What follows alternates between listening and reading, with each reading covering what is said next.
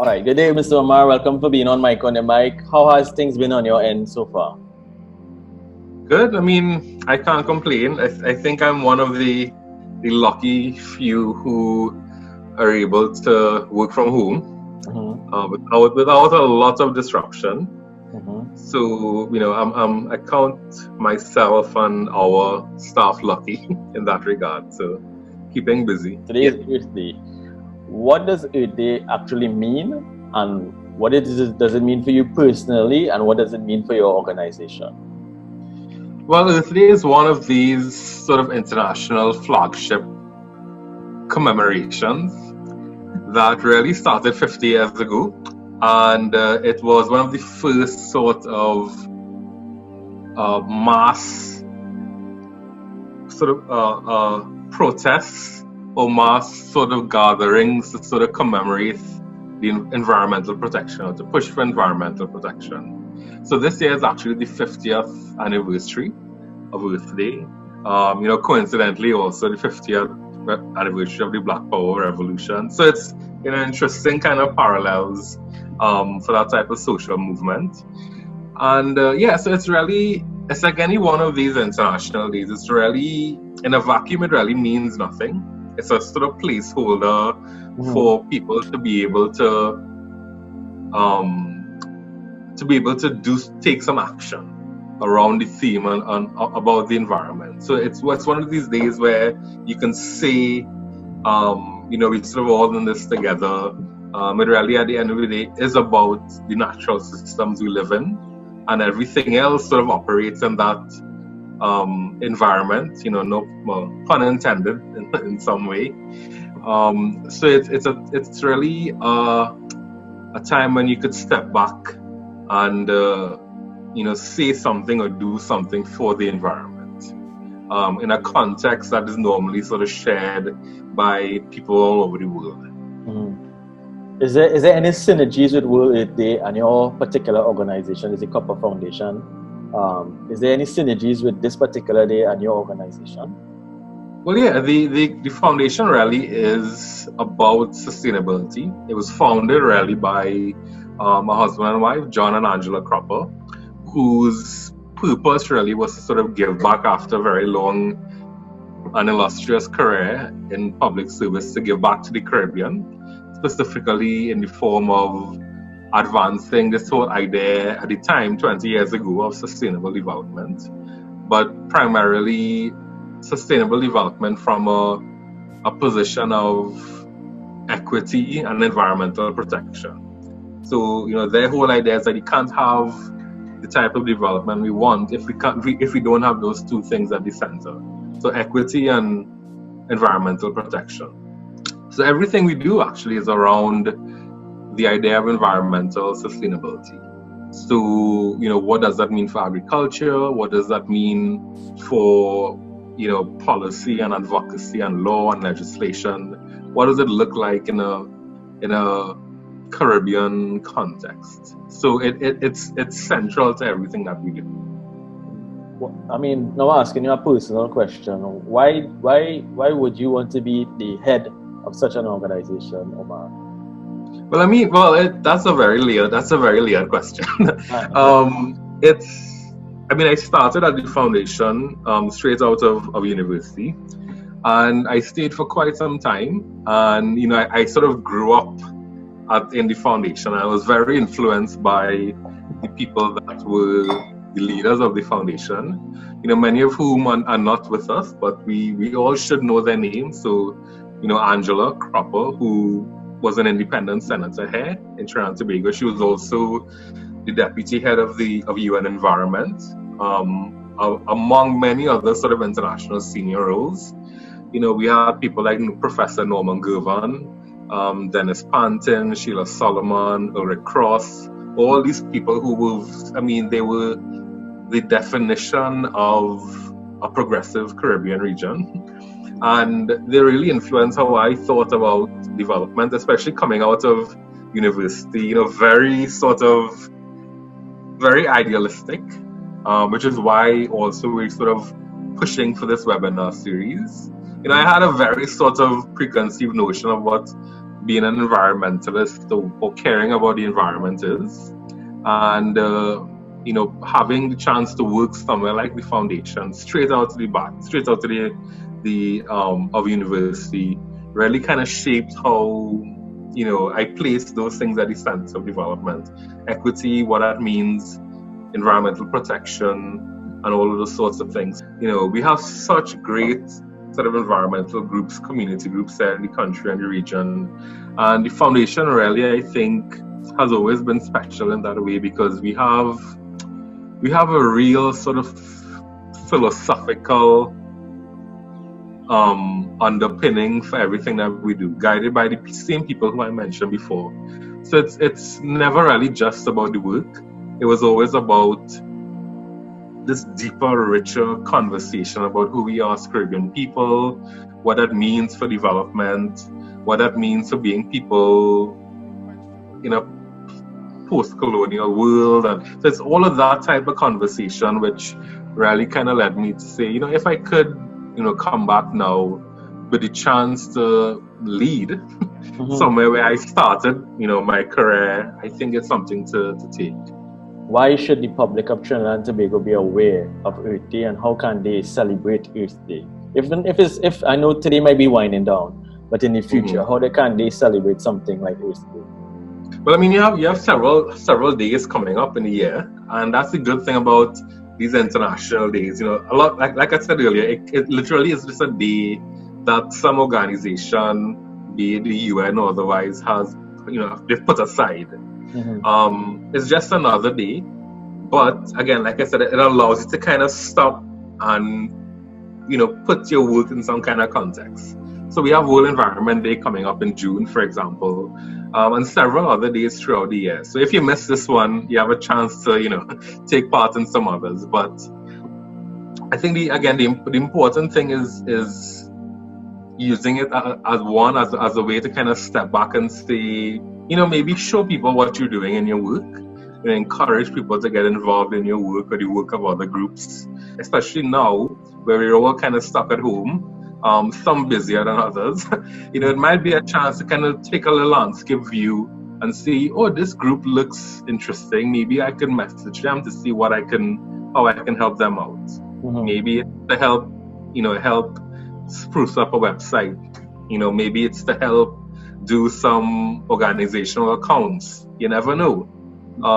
So it's a chance to kind of see what people are doing. And it's also, I think, important for the public to be reminded that in light of all of this, serious issues that we're dealing with now, health and economically, etc., that at the end of the day, like I said earlier, it does all revolve around how we treat and live in the environment. I mean, all of these emergent diseases like COVID-19, you had SARS, you had MERS, which was the sort of Middle Eastern version of the South Asian disease. All of these things came out because you had a sort of jumping of a disease from animals into humans, so zoonoses.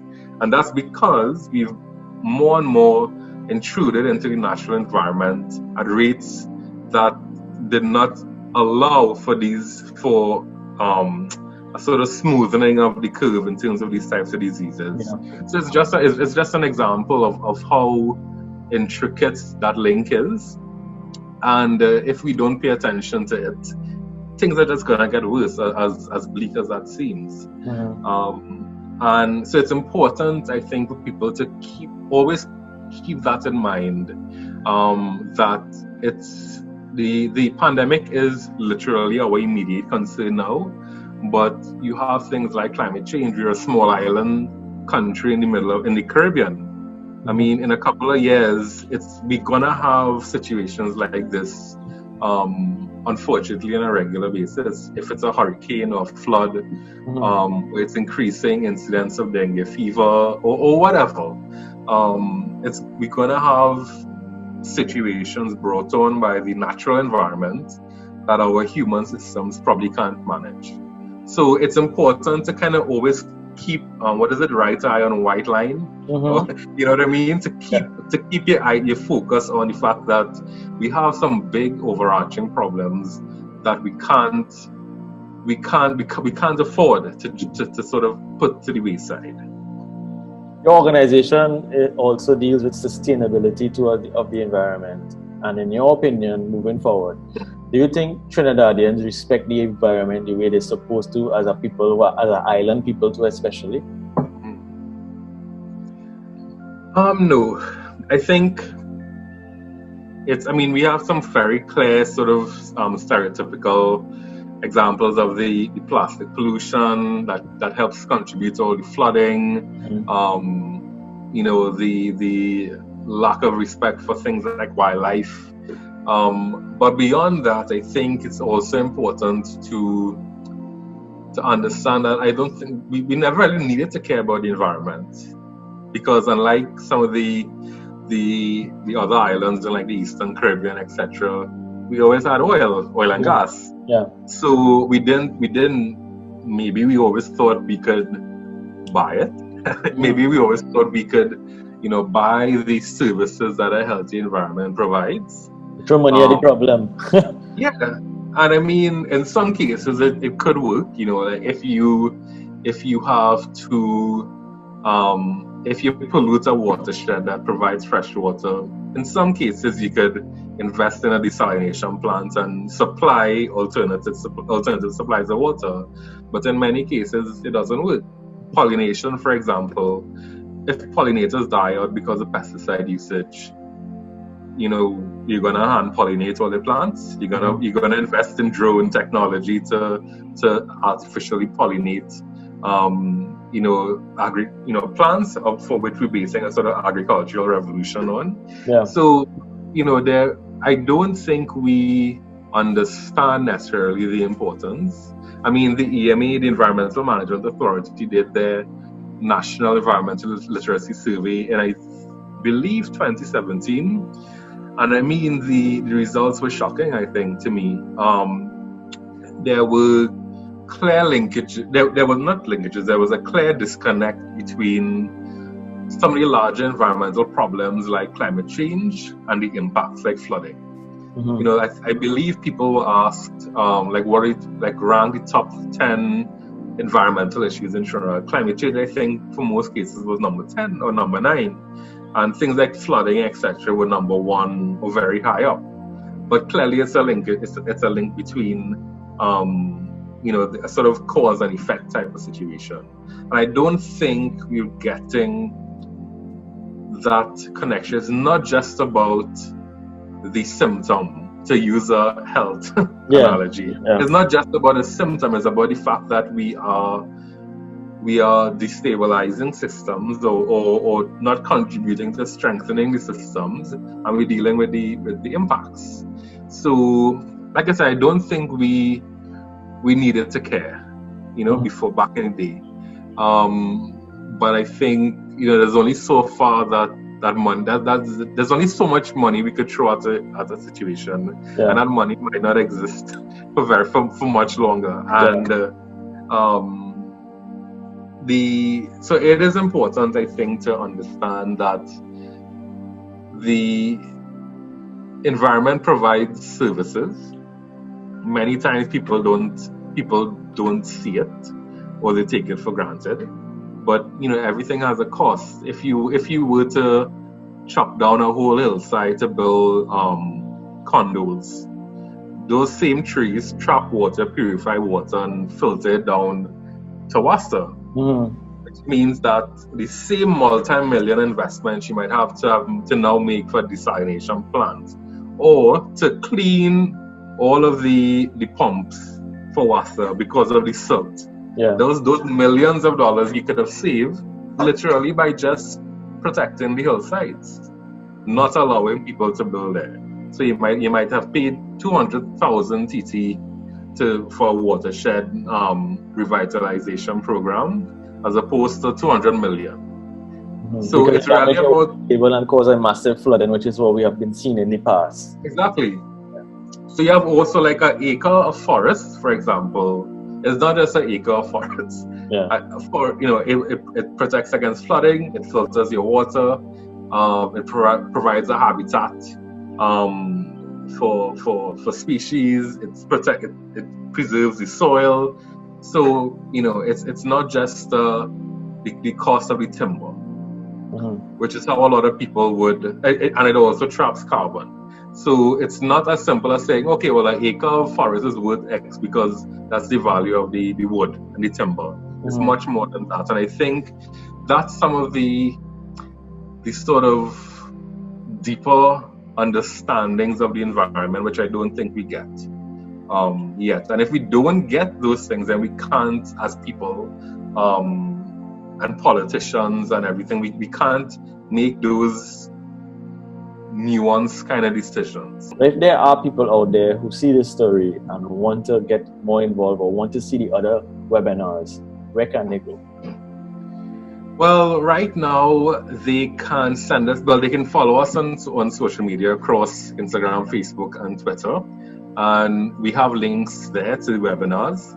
But right now, since the registration is closed, they would have to send an email to us to get the information to join. And they can send that at webinars, plural, at thecropperfoundation.org. So they can send it via email. And we'll also be recording all of the webinars and putting them up online within the next couple of weeks. So they can always catch it later on anyway.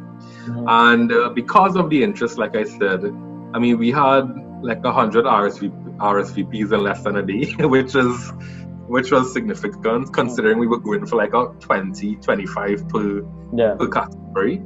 So we will also be putting out a couple new webinars starting from next week as well around other issues like climate change science, sustainability reporting for the private sector, those types of things as well. So there will be subsequent webinars that they can also attend. But for now, if they are interested, they can email us at webinars@thecropperfoundation.org or follow us across the different social media platforms to catch the recordings. Okay, Omar, I'd like to say thank you for being here on Mike on Mike. Thank you for this interview.